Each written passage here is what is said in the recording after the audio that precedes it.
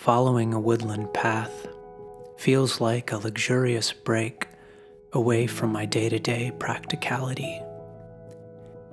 It gets me back in touch with my more imaginative self.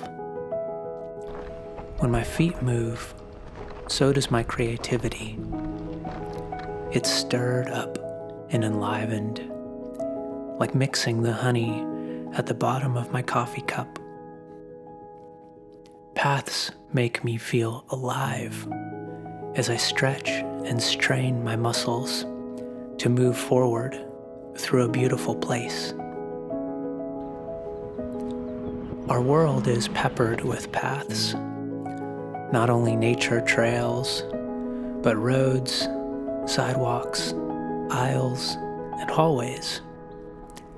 And in a figurative sense, we describe many aspects of our life in the language of paths or ways. We talk about our career path, the direction we're headed with our profession, and all the goals and behaviors associated with it. We talk about people straying off the path in a moral or religious sense. Even in the field of study and education, we talk about courses, which in a literal sense are just tracks for running. We tend to see our life through the lens of the paths we walk.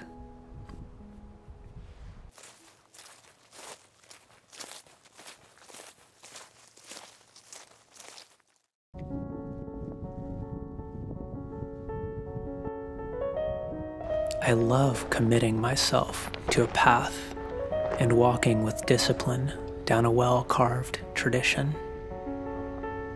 For 5 years, I've been a loyal follower down the path of art.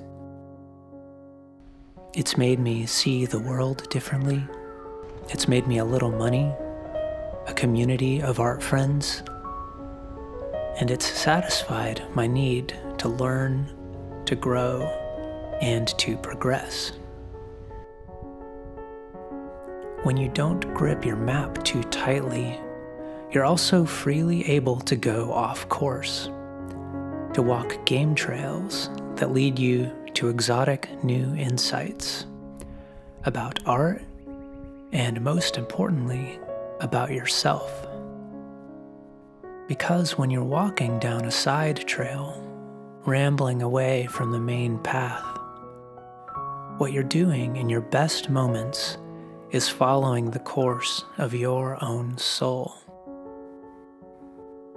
allowing it to direct you closer not only to an understanding and mastery of art, but an understanding and mastery of yourself. A sensitivity to this guidance that sometimes directs me off the main road has shown me a subtler course of becoming a master of doing my own thing, bringing forth the unique flowering of my own creative genius, truly birthing something the world has never seen.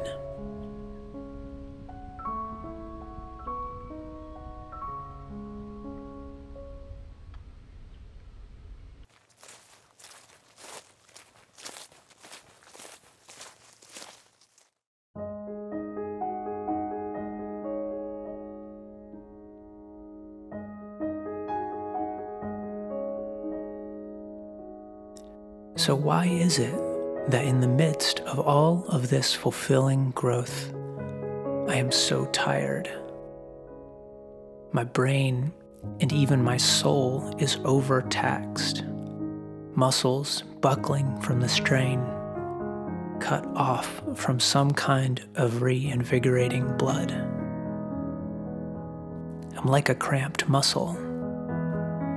I'm like a room with the light always on. I cycle between magnificent productivity and total burnout. Even rest is about self-improvement. Days off are an opportunity for the studious healing, growing, learning that I can't do on work days.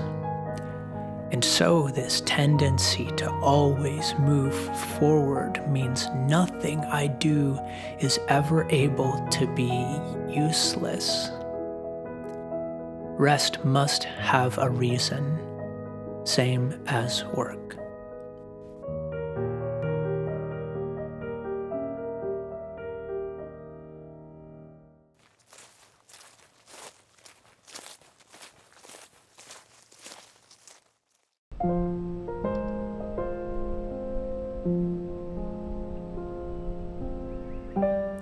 When you're hiking and you see someone sitting in the trail, you assume something's wrong.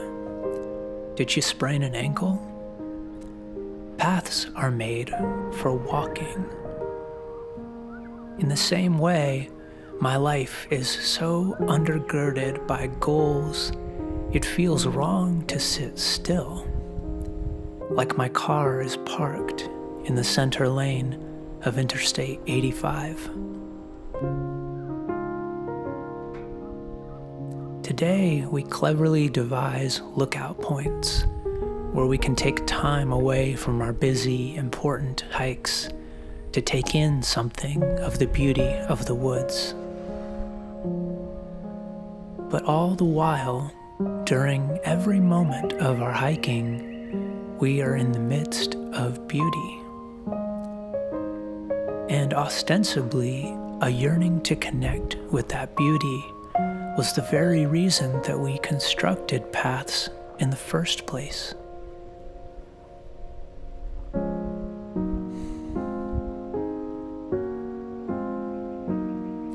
When I look back to the prehistoric reason my ancestors cut paths and laid milestones, it was the same reason as mine. It was to get into the woods and experience its green heart. All our effort is to somehow embody naturalness, to be transformed by this wonder before us. When we practice art, we manifest a phantom wholeness, which we hope by repetition or insight will reify and become ours. Our progress becomes a hindrance when we are unable to overlook the path and be still when it's time to be still.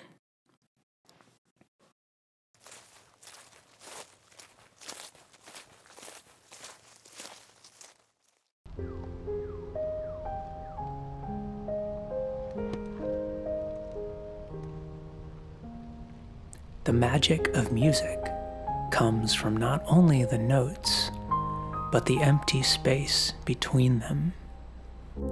A song doesn't improve by accumulating more and more notes. It just becomes a cacophonous disharmony. The way we live today, with our obsession with growth, never allows for our potentiality to sit uncapitalized upon. We live to use ourselves, and this life has made us sick.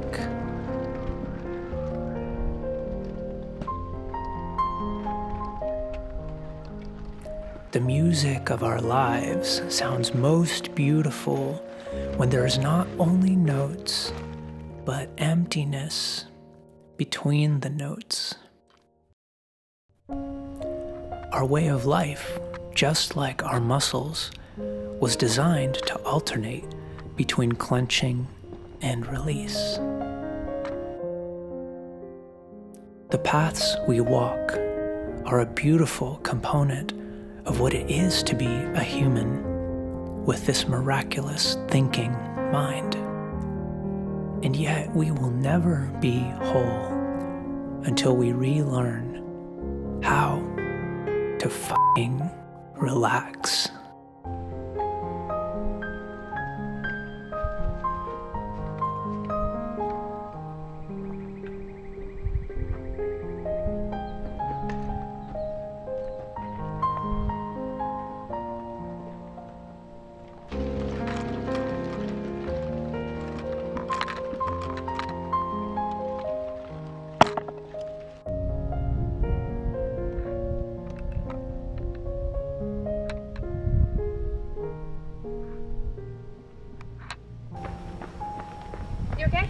All good. Okay, yeah. I was like, oh no.